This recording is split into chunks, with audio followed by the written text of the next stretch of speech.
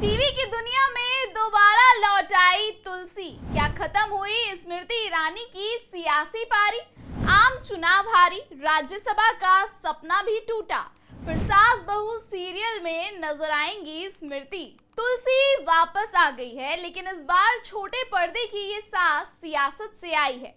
एक जमाना था जब टीवी ऑन होते ही पूरा घर क्योंकि सास भी कभी बहू थी देखने बैठ जाता था, और उस घर की जान थी तुलसी वीरानी यानी स्मृति ईरानी। लेकिन राजनीति में एंट्री लेने के बाद टीवी की ये सास राजनीतिक बहू बन गई। स्मृति ने देश के सबसे मजबूत राजनीति घराने के चश्मो चिराग राहुल गांधी के खिलाफ 2014 में अमेठी से चुनाव लड़ा। हालांकि वो हार गई, लेकिन केंद्र में एचआरडी मिनिस्ट्री के पद से नवाजा गया। फिर क्या था, उन्होंने मंत्री बनने के बाद अमेठी में डेरा डाल दिया, और इसी का नतीजा था कि स्मृति ने साल 2019 में राहुल गांधी को अमेठी में पटकनी दे दी और दूसरी बार मोदी सरकार में मंत्री बनी। लेकिन वो कहते हैं ना राजनीति में नेता रेस का घोड़ा होता है जो लंगड़ा होते ही हाशिए पर धकेल दिया जाता है। स्मृति के साथ भी ऐसा ही हुआ। साल 2024 के आम चुनाव में स्मृति चुनाव हार गई। उसके बाद उम्मीद थी कि राज्यसभा भेजकर बीजेपी फिर से केंद्र में मंत्री बनाएगी, लेकिन इस बार ऐसा कुछ नहीं हुआ। मंत्रालय नहीं मिला, प्रवक्ता के तौर पर भी धीरे धीरे विलुप्त होती गई, और अब छोटे पर्दे की ये बड़ी बहू अब सास वाली पुरानी भूमिका फिर से निभाने का मन बना लिया है। कभी सास भी बहू थी का सीजन 2 का प्रोमो आया तो खबरें उड़ने लगी कि राजनीति से मिली ठोकर ने उन्हें दोबारा एक्टिंग की गोद में धकेल दिया। अब स्मृति कह रही हैं, मैं फुल टाइम पॉलिटिशियन और पार्ट टाइम एक्ट्रेस हूं। लेकिन भाई, जनता पूछ रही है तो पर्दे पर वापसी मजबूरी है या मस्ती? 25 साल बाद जब टीवी पर लौट रही है तुलसी, तो पर्दे के पीछे की राजनीति और पर्दे के सामने का ड्रामा दोनों जबरदस्त हैं। सवाल ये नहीं कि शो हिट होगा या फ्लॉप, सवाल ये है कि क्या अब राजनीति से स्मृति ईरानी ब्रेक पर हैं? क्या है पूरी खबर, बताते हैं आपको विस्तार से, लेकिन उससे पहले आन भारत को सब्सक्राइब कर दीजिए। नमस्कार, स्वागत है आप सबका आन भारत पर। मैं हूं आपके साथ तनीषा भारद्वाज। टीवी से राजनीति में आई और अब फिर टीवी पर लौट रही हैं। कभी क्योंकि सास भी कभी बहू थी की तुलसी वीरानी बनकर करोड़ों दिलों की धड़कन बनी स्मृति ईरानी अब उसी शो के दूसरे सीजन के साथ दोबारा पर्दे पर नजर आने जा रही हैं। हालांकि उन्होंने इस वापसी को साइड प्रोजेक्ट बताया है और साफ कहा है कि वो पहले एक फुल टाइम पॉलिटिशियन है, फिर पार्ट टाइम एक्ट्रेस। लेकिन सवाल यही उठता है कि क्या वाकई अब स्मृति का फोकस राजनीति पर है, या फिर गिरते राजनीतिक ग्राफ को देखते हुए उन्होंने दोबारा अपने पुराने पेशे की राह पकड़ ली है। स्मृति ईरानी का करियर एकता कपूर के डेली सोप से शुरू हुआ और तुलसी वीरानी के किरदार ने उन्हें घर घर में पहचान दिलाई। साल 2003 के आसपास उन्होंने बीजेपी की सदस्यता ली और धीरे धीरे राजनीति में सक्रिय होती गई।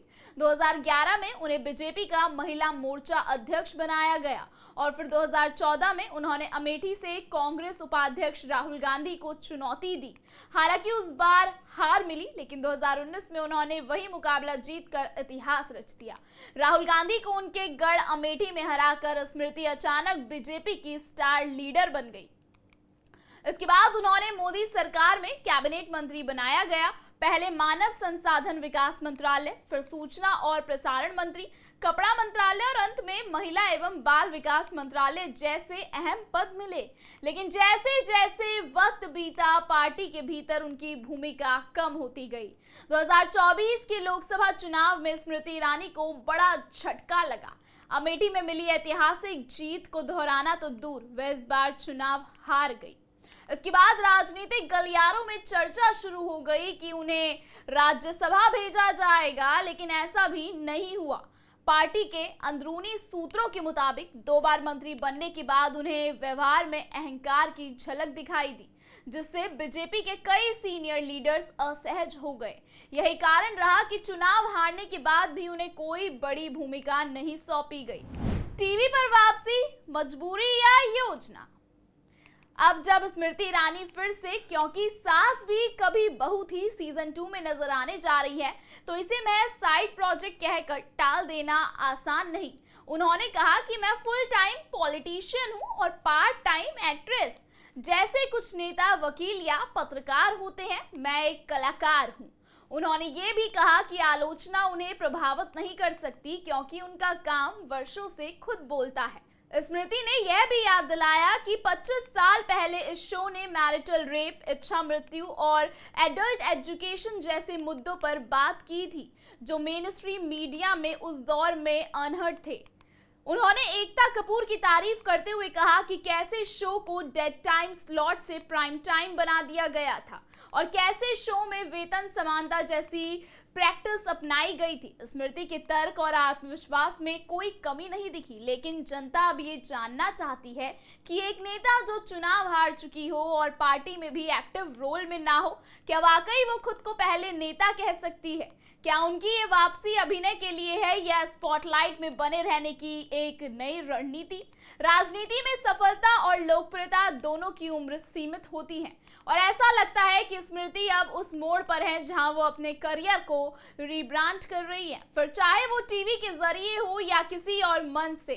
49 साल की उम्र में 25 साल तक दो बेहद कॉम्पिटिटिव एरियाज, मीडिया और राजनीति में सक्रिय रहना वाकई बड़ी उपलब्धि है। लेकिन 2024 की हार और राजनीतिक सूखे के बीच उनकी ये वापसी एक सवाल भी बनकर खड़ी है। क्या ये सिर्फ एक्टिंग का जुनून है या राजनीति में ठहराव का संकेत? अब देखना ये होगा कि स्मृति ईरानी का नया शो दर्शकों के दिलों में पहले जैसा जादू चला पाता है या नहीं, और क्या वो राजनीति में फिर से चमकती है या पर्दे की दुनिया ही उनकी असली ठिकाना बनती है। आपको क्या लगता है, स्मृति ईरानी का कमबैक फ्लॉप होगा या हिट? कमेंट सेक्शन में हमें जरूर बताइएगा। इस तरीके की तमाम खबरों को लगातार देखने के लिए बने रहिए आई ऑन भारत के साथ।